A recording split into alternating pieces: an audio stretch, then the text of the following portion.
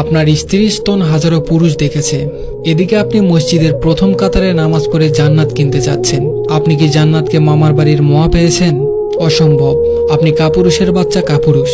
আপনার বাবা আপনাকে জন্ম দিয়েছে ঠিকই, কিন্তু আপনাকে দিনের শিক্ষা দেননি।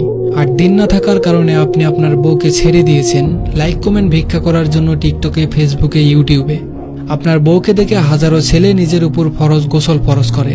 আপনি অমানুষের বাচ্চা। আপনার বাবা আপনাকে দিনের শিক্ষা দেননি কেন? জনাব, আমার কথায় রাগ করবেন না।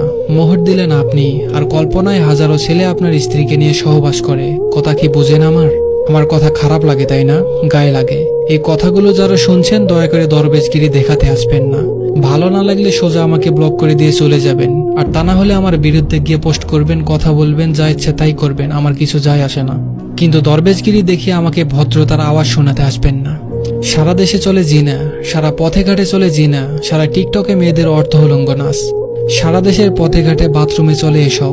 সারা দেশ ভরে গিয়েছে নগ্নতায়। তারা এসব করতে পারবে আর আমরা বলতে পারবো না কেন?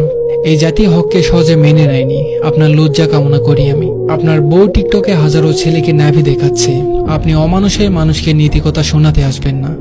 রাসূল সাল্লাল্লাহু আলাইহি সাল্লাম বলেছেন, ওই নারী জিনা না করেও জিনাকারীর সমান, যে নারী গায়ে সুগন্ধি লাগিয়ে বের হয় পরপুরুষকে তার দিকে আকৃষ্ট করার জন্য। এবার বলুন, আপনার স্ত্রীর অবস্থা কি? আপনার স্ত্রী বুকের ফিতা পর্যন্ত হাজার ছেলেকে দেখায়। আপনার স্ত্রীর কি হবে বলুন? কাপুরুষ আপনি। মোহর দিলেন 5 লক্ষ 10 লক্ষ টাকা আপনি, ভোগ করে হাজারো পুরুষ। লজ্জা লাগে না?